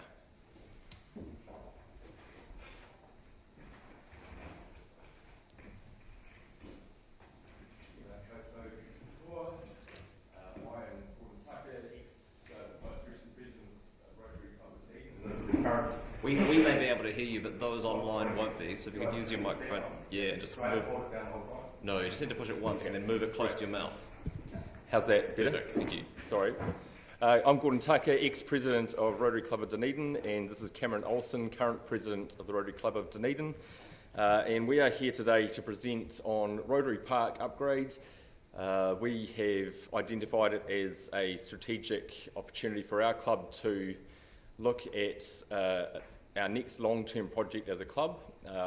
We have finished it, well, mostly finished at West Harbour, which has been a long-term project for our club, which I think you can all agree is a great outcome for the city. It's a really well-used space, and we see Rotary Park as another opportunity to do something along those lines. Obviously, you've had the presentation, and to be honest, it is in a concept phase at this stage. We are looking to partner with the DCC and potentially Mountain Bike Otago to look at developing tracks, planting program to provide beautification, carbon sequestration, privacy for the neighbouring households, bird life, and a great asset for the city. Rotary Park was developed by our club many decades ago, but when you go there now, you can see that it is quite aged and probably hasn't had a lot of love in recent decades. There's obviously been a lot of planting done on the lower part of the park, but the upper park, really it's just maintenance of lawns and a bit of tree maintenance. In terms of our goal is to look at a phased program where we start with one part of this development pipeline and roll that out over the next 5, maybe 10-year time frame, and doing it in chunks, a bit like what we've done at the West Harbour in terms of facilities like park benches, barbecues, planting, and signage, etc. Within this plan, there's a few items that we can cover off, but ultimately it's looking at how can we partner with the DCC in terms of getting things like consents if we require them, and potentially provision of things, materials like tree plants, planting of trees, providing materials like soil and shingle, etc., to build tracks and allow us to move forward with that. We're very happy to negotiate with partnering with the neighbouring properties and talk to them about how that would look, and certainly welcome feedback from them, because obviously that will have an impact on those households, and I think having the Rotary hat on is a great way to do that in terms of talking to those households. We, obviously as a club have a strong membership that are keen to do these sorts of things, and that voluntary base provides a great way to roll out these things for the city, and we see it as a way to encourage new membership to come through, for people that see the benefit this can provide to their families for future generations as well. It is a park that is really well used, from dog users to people that like to use the views, sports facilities, but it is relatively exposed. If you go up there in a howling nor'easter, then it is very exposed. So it's providing things that we think will enhance that area through, as I say, planting for shelter, and longer term providing installations like art and wind sculptures that'll enhance the space that's there. You have 1 minute. And I guess coming to the last point is how do we fund this? And this is the challenge that we have is because it is a concept at this stage, it's really difficult to nail down how we're going to fund this. But there are charitable trusts out there that are keen to see these sorts of developments being undertaken. Our Rotary Club has a club trust that has capacity for that. We do fundraising. There are matching grants within Rotary that support these types of projects as well. And there is, there are benefactors out there that want to see, I guess, legacies that they can leave as well. Questions? Thank you. Surely you're not suggesting that turning up to the neighbours saying you're from Rotary gets you a different response than turning up saying you're from the council? I was never indicating that, but if you think that's the case, then I'm quite happy to support that idea. And can I thank the club for the work they've done on the West Harbour. It's been a significant project for you over a number of years, and it really is a fine community asset. And my question really is just what conversations, if any, have you had with Park staff up until this point around how this might contribute, your homecoming to Rotary Park might contribute to the city's strategic plans around parks and open spaces? Yep. So we've been talking with John Brinkley, and he has been very supportive of the idea. He's provided a lot of feedback and suggestions around, an example is we initially suggested playground equipment, but he said, look, actually the council's budget is actually going to go to the other parks, so there's no point in putting that in your submission. But like he said, there's budgets for tree planting, there's budgets for providing maintenance, etc. There's budgets for providing soil and shingle, etc. within the operating budgets already for parks anyway. There will be cost savings for the council in terms of less lawns to mow. If we say, well, there's potentially 1,600 metres worth of track to build there. Well, each side of that track there's going to be 5 to 10 metres worth of planting.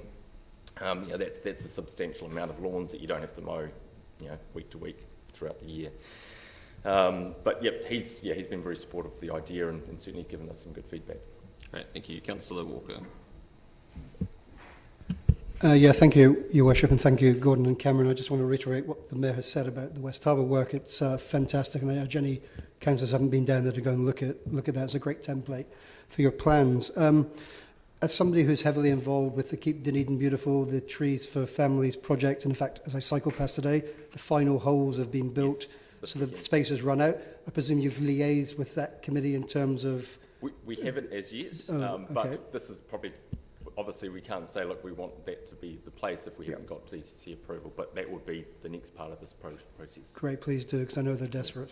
Because, they do need another location because, West Harbour is pretty much planted out now, unless we look at somewhere else along the West Harbour, but access is a key bit for them. So, people need to be able to park and walk to these places to dig, well, the holes are dug but for them by Rotary, but they need to go there to be able to plant and actually go back and view the trees that they've planted for their families. So Trees for Families is certainly part of that program. Councillor Elder. Thank you, and thank you for your submission. It's very exciting. I was just looking at the area, and what kind of play spaces has that area got presently for its young people and children and families? Good question. So there's a set of swings on the east side of the park. Near there's almost like a quarry-like enclave there. They are very old, relatively disused, and not really a nice area of the park to be actually going because it's quite steep and there's not much sun that gets there anyway. But that's the only sort of formal play space. There is an area on the east side of the car park where the trees are. Some kids have built some sort of pump or jump track type things there. It's very rudimentary, so our idea is actually to build a more formalised pump track in there with the help of Mountain Bike Otago, make it a really great location for young kids and teens and people that are passionate about biking.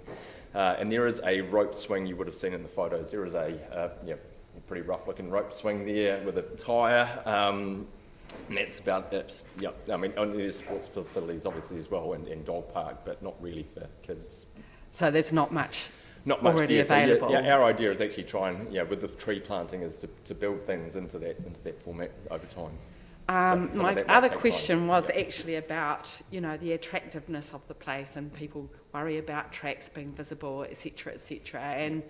And when you talk about shelter and tree planting, does that, do you think, address that attractiveness aspect of the area? Yeah, so at the moment there aren't any tracks other than on the north end down to between the properties going down quite a steep slope, and it's in the winter very slippery and boggy and not really appropriate for a lot of walkers. So it's about developing that to improve that access in the neighbouring properties, and that's the northwest end of the park, and then through some of the macrocarpa there is a track there, but it's pretty, it's not really well formed and developed. But the benefit of having well formed tracks is that it means that walkers aren't then therefore going across the sports fields, or their dogs running free on those areas that are actually more confined, and it's using those spaces to actually meet the demands for a wider group of the population. So people that are disabled, at the moment, it's mainly just grass, sports fields, etc. They have to walk along. So it's providing access to a much wider range of the population, and building viewing platforms provides access to get for some of those views that some people may not be able to access at the moment. Thank you for your submission. Councillor Reddick, if it's quick. I don't know the origin of the name Rotary Park. Is that connected with Rotary itself? Yeah, so we developed it in the 1950s, I believe. Yes, as our club. So you're coming back to spruce it up and redevelop it. Yes, fantastic. correct. What do you want from council at this point in time? It's really to approve our idea that we want to start moving forward with it, and then obviously there may be some requirement of budgetary approvals around supply of things like soil and gravel for the initial part of the track development. Mountain Bike Otago initially, Hamish Seaton, who leads the track development design team, has said they've got a excavator they can use, and he can do a lot of the design. It's using some of the council staff for design work, consenting, and trees, trees, plants, shrubs, etc. that will apply. So you need a negotiation for a start, I suppose, to figure out all that stuff. We need sort of the door to open so we can start that process. Great. Thank you. Thanks, George. Thank you both for your efforts, for your submission, and for your presentation. Thanks, Gary. Our anti-penultimate one of the meeting, second to last, Kimberly Collins from Forest and Bird. Welcome.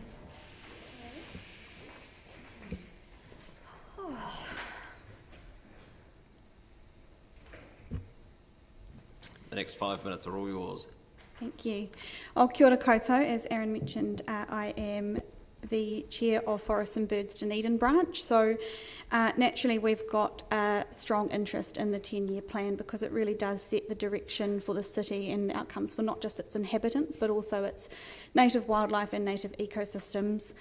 So as you'll see outlined in our submission, we really commend Dunedin City Council for its focus on mitigating the impacts of climate change and continuing to make changes that will prevent further damage in the coming years.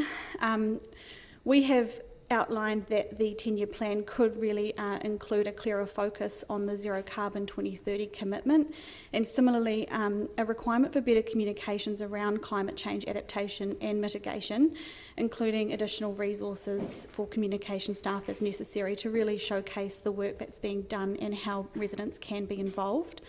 We'd also like to see more planning involve climate change mitigation at every level of Council's work plan and the work that they do. A good example of this is predator control efforts happening in the city. That significantly improves our ecosystem's ability to take in carbon and therefore does contribute towards our actions against climate change. I'd also like to speak to the good work that Dunedin City Council is doing and the leadership that it's showing in the predator control space. So Forest and Bird is one of the member organisations for Predator Free Dunedin, and we really, really acknowledge and appreciate the efforts being put in through City Sanctuary, also the Council's commitment to West Harbour Mount Cargill possum control, and similarly just continuing to support Predator Free on a financial basis. The other main issue I'd like to speak to is cat control. So Forest and Bird did make a submission on the small animal bylaw recently, and what we'd like to see is for Council to explore the opportunity to take leadership in this space by introducing cat control. New Zealanders are increasingly supportive of this happening, not just from a biodiversity perspective, but also in the way of reducing the nuisance caused by cats. You know, there's a risk of toxoplasmosis. We've all heard cats fighting out in the streets. And we do have some support now from cat welfare organisations who also want to see cat controls. I recognise that there is no national legislation to support this, but in the absence of that, I would encourage Council to explore its options, because there is a precedent nationally for this to happen at a local government level. Several councils have introduced mandatory microchipping, mandatory desexing, and limits on the number of cats per household, as well as preventing stray cat colonies from being fed and nurtured. So overall, our biodiversity is one of our crowning features in this city. You know, we've said it many a time, we are the wildlife capital of New Zealand, and I urge Council to consider that in their planning for the next year, 10 years, 50 years, 100 years. We can continue to hold that title, but only if we look after our native taonga species and our ecosystems, and also our climate, to ensure that they do have a future in this city. Thank you. Thank you. Questions? Councillor Walker. Thank you, Your Worship, and thank you, Ms Collins, and thank you for your work in the Enviro space over the years. It's much appreciated. You're probably aware we had Rhys Collins yesterday from Predator Free Dunedin, and I asked him, and I'm delighted to see there's another a cat issue raising here, some questions around cats, one of which he couldn't answer, and I went and looked, and so I'll ask you. And I think it was from the 2010 research through Forest and Bird, perhaps via Professor Van Heesek. How many animals stroke birds are killed per year because of cats?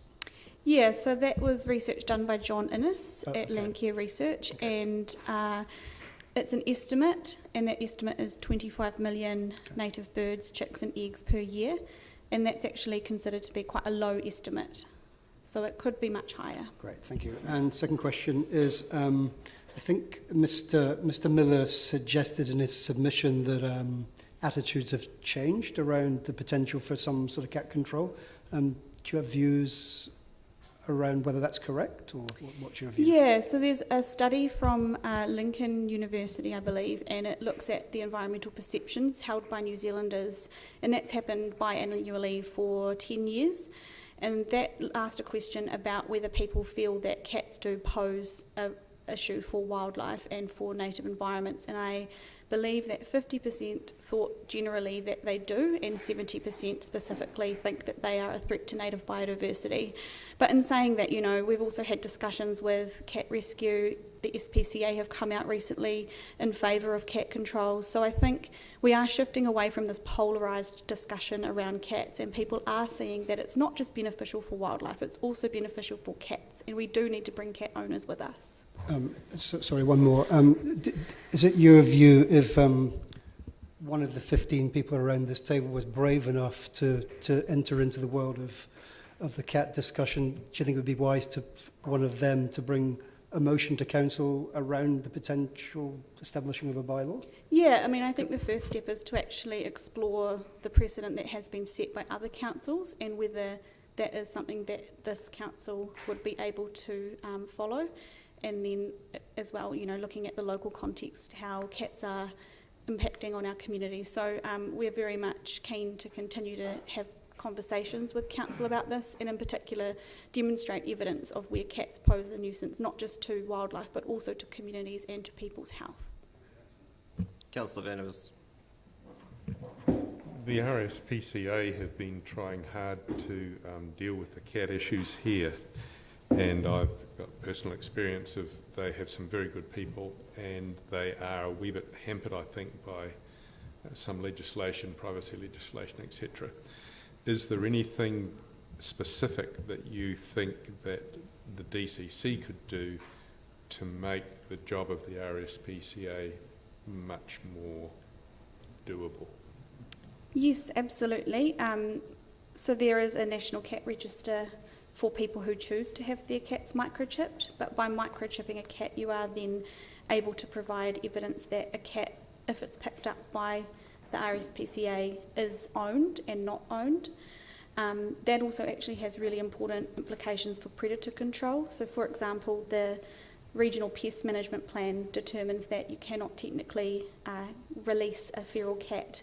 So if we are doing predator control operations and we capture a cat in a cage trap, there's actually no current way for us to tell beyond the voluntary microchipping of a cat whether or not it's feral. So I think just by introducing microchips, you do open up a big opportunity for the RSPCA to function more efficiently, returning cats to owners if they're picked up, and similarly determining whether cats are feral, and reminding everyone as well that it's not a very nice life for a feral cat. You know, the ones we do capture are often in a real state of disregard. So I think it's all about welfare for animals as well as the biodiversity implications. So are you suggesting that the DCC could actually mandate microchipping of cats the same way we do basic control of dogs? That's what I would be recommending, yes. And are there any legal impediments to us doing that?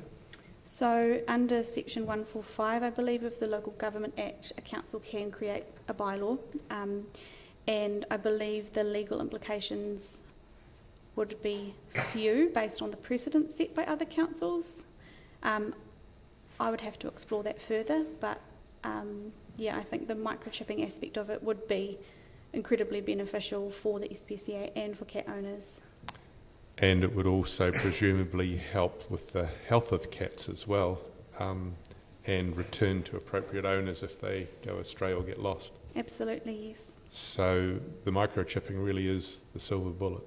It really is. And the other thing I think is that these bylaws, you know, they provide a fallback if you need them. You know, if you have a situation where someone has a lot of cats and the cats are not well, it gives you the power to then go in and actually do something about it. So there are many benefits, and as I've said, people are wanting to see it. I think microchipping would be an excellent first start for council. Thank you for giving us a clear solution to a problem. It's rare in this business. Thank you. You're welcome. Yeah, thank you. I think the key consideration in making a bylaw is the requirement to demonstrate that it is the most effective method of dealing with the problem, which I'm sure would be open to debate. I'll take Councillor O'Malley. Your Worship, I'm switching over to stormwater.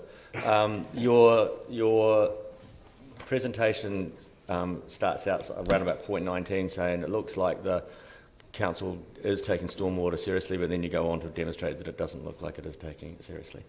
Yes. Unfortunately, my colleague Nigel, who is the expert in this area, couldn't be here today, but from what I understand, it's about the quality of water in the Leith and Kaikorai stream, and the suggestion that has been made is that the performance measure for stormwater level of service expectation is revisited, and one that is more effective could potentially be implemented.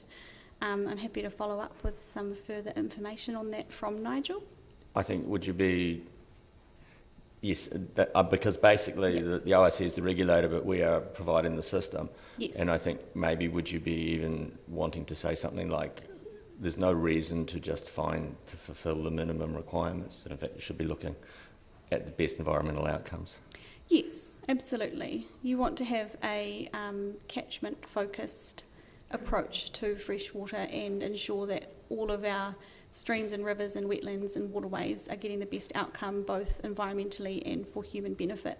Bearing in mind, of course, that a good environmental outcome also means people can swim and use our waterways recreationally. So I think setting a higher standard is always going to be beneficial. And that some waterways are more sensitive than others. Absolutely, yes. Thank you.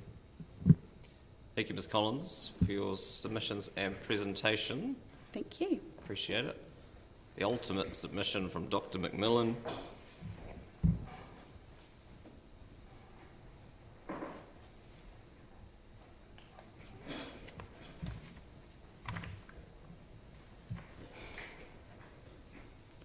The next 5 minutes are yours. Tēnā koutou katoa. Thanks for the opportunity, and ka mihi nunui ki kai tahu ngā mana whenua ki o tākou. So it's great to have the last word in terms of submissions. I'm here as a public health physician with expertise in urban planning, human wellbeing and fairness, including the role that climate action plays in protecting and promoting wellbeing and fairness. And I want to start by commending, of course, the Council on their climate targets, like the previous speaker, and in terms of transport and our and healthy, sustainable transport. On the seeing the start of those changes to George Street is really exciting, and I fully support those. So in the context of having declared a climate emergency and set a 2030 goal of carbon neutrality, I just wanted to, my submission is really focused on the transport parts of that and the relationship with public health. And I just want to add to what's in my submission by speaking very briefly to the Ipcc reports that have just come out and some new research about health co-benefits of my recommendations.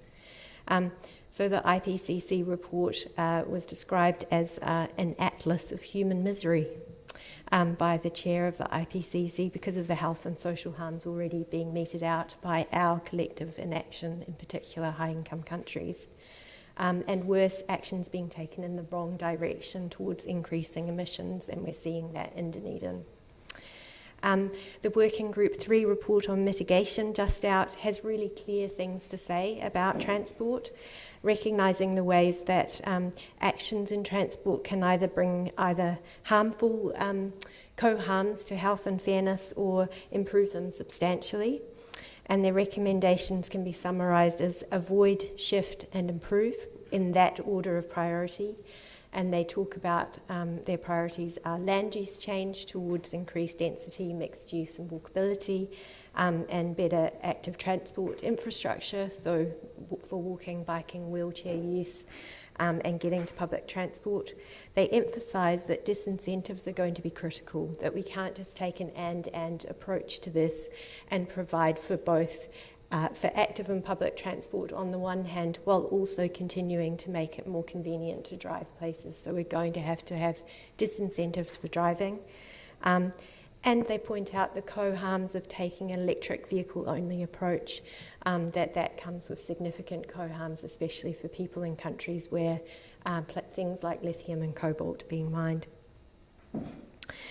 And on the health side, our built-in car dependence, and Dunedin has some of the highest car dependence in the country and around the world, has recently been demonstrated to be more important than smoking in terms of the burden of deaths and serious illness caused in Aotearoa. So my colleagues, Ed Randall and his colleagues in Wellington, demonstrate that if we were able to take away the car-caused health effects to physical activity, air pollution and road traffic injuries, which are the things that are just the easiest ones to measure, that this cohort, this current cohort of the population would gain 1.28 million healthy life years, and we would save $7.7 billion in the health system. So removing car dependence and addressing our emissions also comes with massive co-benefits for health and fairness. So I've got some specific things that we could talk about. My submission focused specifically on the level of service table for transport in the 10-year plan, and I made some specific recommendations about that. As well as what we do about the disruption caused by the new hospital rebuild, and I provided an appendix with some specific recommendations there. You have 1 minute. I'm you're done. Happy to take questions. Very efficient, thank you. Councillor Walker. Questions always run dry when you're coming towards the end. Thank you for your submission, it's fantastic.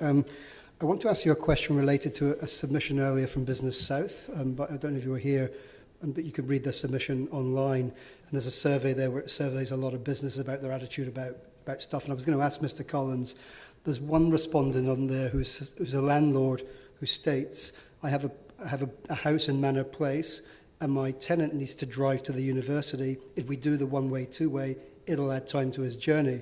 So that's a 5-minute drive, an 18-minute walk, or a 7-minute cycle. What do you say to people like that who have that entrenched attitude about the inability to do something slightly different? I think there are going to be people in the community who will continue to need to drive. There is going to be a small number of people, and we need to make sure that they have electric vehicles to do that. And mostly those people are going to be people who are disabled by the current transport system and urban planning. For everyone else, we are going to have to accept, and I drive when I have to myself at the moment, that we are going to be inconvenienced while driving for the future of our children and grandchildren, and that the improving other options is going to be really good for our happiness and our well-being and our economy, and that's been shown over and over again in research around the world. Yeah, thank you, and I also drive when I need to as well, particularly when my wife tells me to get some wine. So also, in terms of the well-being, is it significant that New Zealand, I used to say, is the third most obese nation in the OECD? It's just gone up the table to second. Are there implications that they're in for health as well as? Yeah, absolutely. Yeah. So the physical inactivity associated with car dependence is a huge cause of mortality and morbidity in New Zealand, coupled with poor nutrition. But physical inactivity is a massive contributor to our obesity epidemic and the health outcomes of that. I have a question around transport in a more suburban setting, and a lot of our attention is focused on decisions that we make in the city centre and to a lesser degree suburban centres. But there's been there have been a number of submitters speaking to the idea of how do we make it easier for children to be able to bike and walk to school, and there are often no legitimate crossing points, etc. And I know that you've done some work in suburban settings, so I wondered if you had some thoughts around how we can make that a safer and more attractive option for young people in Dunedin. Yeah, I mean, children have the right to get to school safely and independently, including to primary schools. And there's already plenty of sort of policy work afoot at a national level around slowing speeds around schools, and that's a critical element. But at the same time, if I talk about my local primary school that I walk past almost every day with the dog, I get to near the school on a Monday morning in particular, and the footpaths are completely blocked with people's rubbish. And so telling a story to children that our rubbish is more important than their safe access to school is completely wrong, and something that we have to take steps to change. So at the moment, children outside that school have to step into a busy road where other parents are driving their kids and dropping them off because they have to step around people's rubbish bins. So having footpaths that are guaranteed to be free of obstruction, whether it's rubbish bins, whether it's cars parking on the footpath, so that parents can trust that where there are footpaths, their children will be able to use them safely, is going to be of major importance in the suburban setting. So slower speeds, footpaths that are free of obstruction, and then, of course, there are issues around school travel, where the quality of primary schools and how parents choose where to send their kids to schools, and all kinds of things like that that would take a long time to go into. But those are obvious main things that we can easily fix, are those two things. Thank you for your submission and for your presentation and your time this morning. I'm happy to. Should I table that paper about the health co-benefits? Would that be useful? Yeah, please do. We can have that. Or Yeah, or even email that through and we can have it circulated if you Would have that it be easier? digitally. That's probably easier. Thanks very much. Thank you.